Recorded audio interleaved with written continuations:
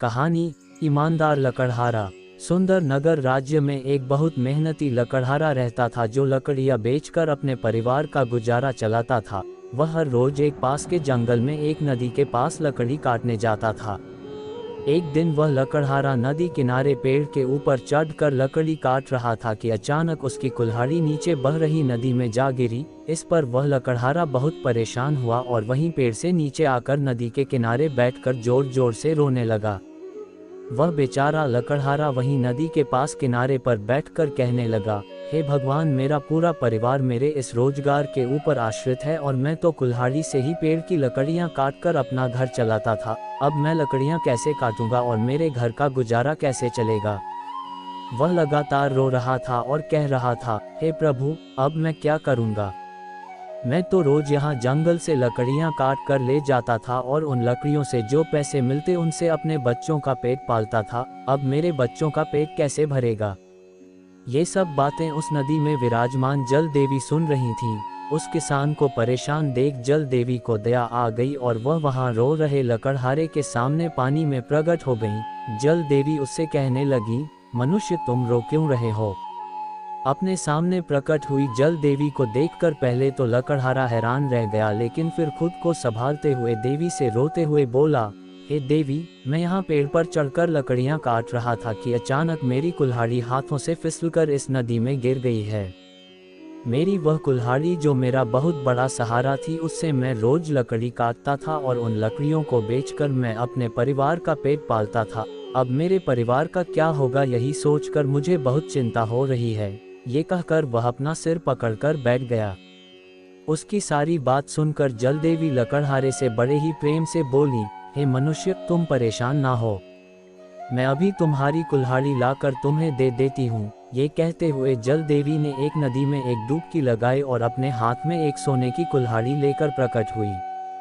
देवी ने लकड़हारे से पूछा, मनुष्य, देखो, क्या यही तुम्हारी कुल्हाड़ी है। उस कुल्हाड़ी को देख लकड़हारा थोड़ा निराश होकर बोला, नहीं देवी जी, ये तो सोने की कुल्हाड़ी है, ये कुल्हाड़ी मेरी नहीं है। ये सुनकर जलदेवी कहने लगी, अच्छा तो ठीक है, मैं तुम्हारी कुल्हाड़ी ढूंढ कर लाती हूँ। और देवी ने फिर से नदी में एक डुबकी लगाई और इस बार चांदी की कुल्हाड़ी लाकर लकड़हारे से कहने लगी, क्या यही तुम्हारी कुल्हाड़ी है। इस बार उनके हाथ में चांदी की कुल्हाड़ी को देखकर लकड़हारा काफी ज्यादा निराश हो गया और कहने लगा, नहीं नहीं देवी जी, ये भी मेरी नहीं है, ये तो चांदी की कुल्हाड़ी है। लगता है अब मेरी कुल्हाड़ी कभी नहीं मिल पाएगी। लकड़हारे के मुख से यह बात सुनकर पहले तो जलदेवी थोड़ा मुस्कुराई और फिर उससे बोली, तुम चिंता ना करो, इस बार मैं तुम्हारी कुल्हाड़ी ढूंढने की पूरी कोशिश करूंगी।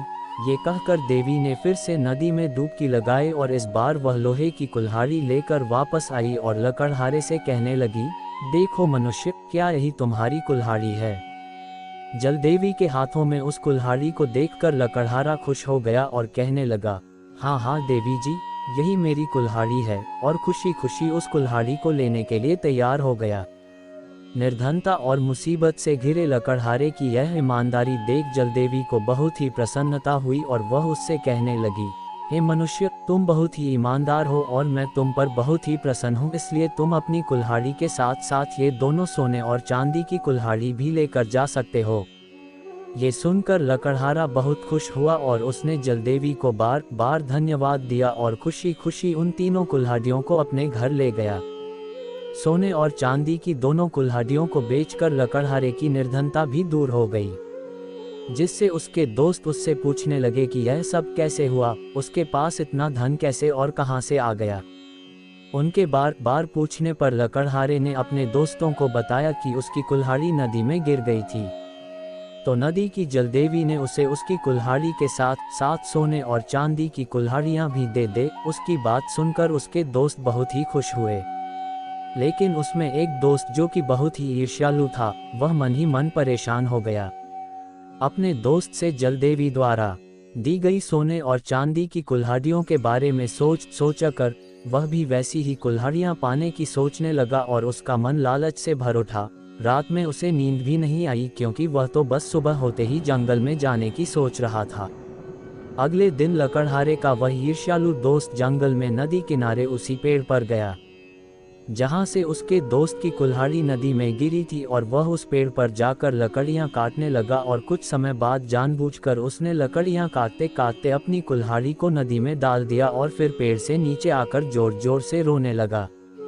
कुछ ही देर में उसकी रोने की आवाज़ सुनकर नदी से जलदेवी प्रकट हो गई और उससे बोली, हे मनुष्य, तुम क्यों रो रहे हो? अपने सामने जलदेवी को देखकर वह मन ही खुश हो गया, लेकिन परेशान होने का नाटक करता हुआ कहने लगा, देवी जी, मेरी कुल्हाड़ी नदी में गिर गई है जिससे मैं लकड़ियां काटकर अपने परिवार का पेट भरता हूँ।